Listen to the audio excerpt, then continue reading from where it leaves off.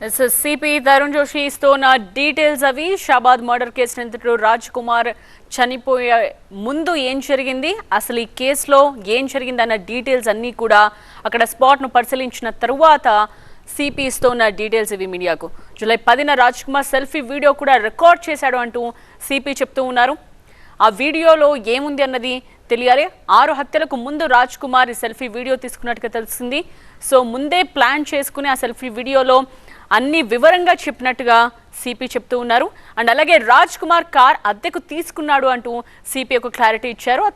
ఆ తర్వాత ఘటన జరిగిన రోజు రాత్రి 10:30 గంటలకు ఊళ్ళోకి వచ్చినట్టుగా కూడా సిపి చెప్తున్నారు. ఈ కంప్లీట్ డీటెయిల్స్ సంబంధించిన పూర్తి వివరాలు తెలుసుకుందాం. మా సీనియర్ కరెస్పాండెంట్ రంజిత్ లైవ్లో సిద్ధంగా ఉన్నారు.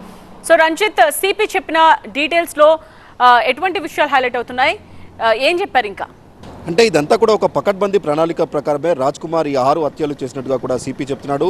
10వ తేదీ ఏ రోజైతే హత్య చేసే కంటే ముందు ఆయన ఒక సెల్ఫీ వీడియో రికార్డ్ చేశాడు. ఆ సెల్ఫీ వీడియోలో తను ఏదైతే గతంలో బెట్టింగ్లో మోసపోయానో ఆ తర్వాత అనేక అంశాలను కూడా ఆ సెల్ఫీ వీడియోలో అతను చెప్పాడు.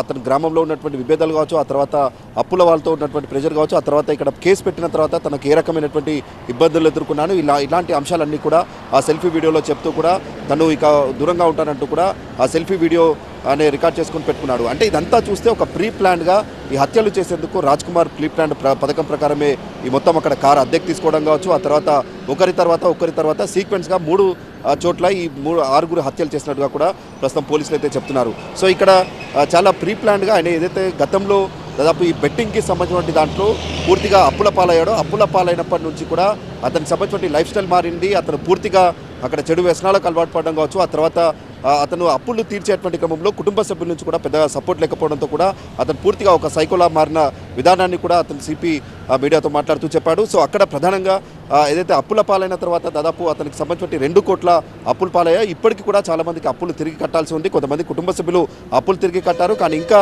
అప్పుల రుణం కూడా అతనిపై ఉందన్నటువంటి విషయాన్ని చెప్తున్నారు. సో ఇదంతా జరుగుతున్నటువంటి క్రమంలోనే ఒకవైపు పోక్సో కేసు నమోదైన తర్వాత అతనికి పూర్తిగా అక్కడ గ్రామంలో తలెత్తినటువంటి పరిణామాల నేపథ్యంలో కూడా అతను ఈ సెల్ఫీ వీడియోని కూడా రికార్డ్ చేశాడు. సో సెల్ఫీ వీడియో రికార్డ్ చేసిన తర్వాత అతను ఏదైతే అక్కడ క్యాబ్ బుక్ చేసుకోవడం కావచ్చు, ఆ క్యాబ్ బుక్ చేసిన తర్వాత సీక్వెన్స్ ఆఫ్ క్రమంలో అంటే ఇప్పటికీ గుర్తించాల్సి ఉంది.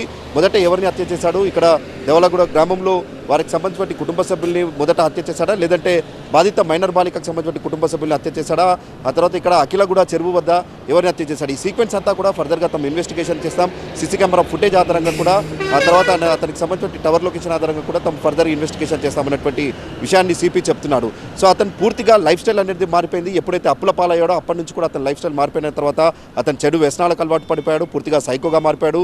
ఆ తర్వాత మైనర్ బాలికకు సంబంధించిన వాటి విషయంలో కూడా అనేకసార్లు వేధింపులకు గురి చేశాడు. మైనర్ బాలికలకు సంబంధించిన కుటుంబ సభ్యులు కూడా ఫిర్యాదు చేసిన తర్వాత వారిని కూడా టార్గెట్ చేశారు. అప్పుడు ఒక సీసీ కెమెరా కూడా మైనర్ బాలిక ఇంటి వద్ద సీసీ కెమెరా ఏర్పాటు చేశాడు. అక్కడ రాజ్ కుమార్ కదలికలను గమనించగాడు. సో ఇవన్నీ పరిణామాలు జరిగిన తర్వాత ఒకవైపు కుటుంబంలో డిస్టర్బెన్స్ వచ్చాయి. రాజ్ కుమార్కి సంబంధించిన భార్య కూడా ఈ పోక్సో కేసు నమోదైన తర్వాత అతన్ని దూరంగా పెట్టడం కావచ్చు, అతనికి విడాకులు ఇచ్చేందుకు ప్రయత్నాలు చేయడం కావచ్చు, ఇవన్నీ పరిణామాలు జరిగిన తర్వాతనే అతను పూర్తిగా అతని లైఫ్ స్టైల్ మాడిపోయింది. ఆ చెడు వ్యసనాలకు అలవాటు పడిన తర్వాతనే అతను ఈ రకంగా సైకోగా మారాడన్నటువంటి విషయాలు చెప్తున్నారు. ఇవన్నీ కూడా అతను సెల్ఫీ ఆడియోలో ఈ మొత్తం అతను అన్ని విషయాలు కూడా అందులో పేర్కొన్నాడు. అయితే ఇక్కడ సీక్వెన్స్ ఆఫ్ మర్డర్స్ని కూడా ప్రస్తుతం ఎస్టాబ్లిష్ చేసేటువంటి పనిలో ప్రస్తుతం పోలీసులు ఉన్నారు. ఇప్పుడు రాజ్ కుమార్కి సంబంధించిన మృతదేహాన్ని చెవల ప్రభుత్వ ఆసుపత్రికి తరలించారు. అక్కడ పోస్ట్ మార్టం ముగిసిన తర్వాత రాజ్ కుమార్కి సంబంధించిన కుటుంబ సభ్యులకి ఆ మృతదేహాన్ని అప్పచెప్పనున్నారు. ఈ రాత్రికే అంత్యక్రియలు జరిగేలా మాత్రం పోలీసులు ఏర్పాటు చేస్తున్నారు. ఎందుకంటే ఒక ఉద్రిక్త పరిస్థితులు ఆ రోజు హత్య జరిగిన తర్వాత గ్రామంలో తలెత్తాయి. ఇప్పుడు రాజ్ కుమార్ అంత్యక్రియల సందర్భంగా కూడా ఎలాంటి ఉద్రిక్త పరిస్థితులు తలెత్తకుండా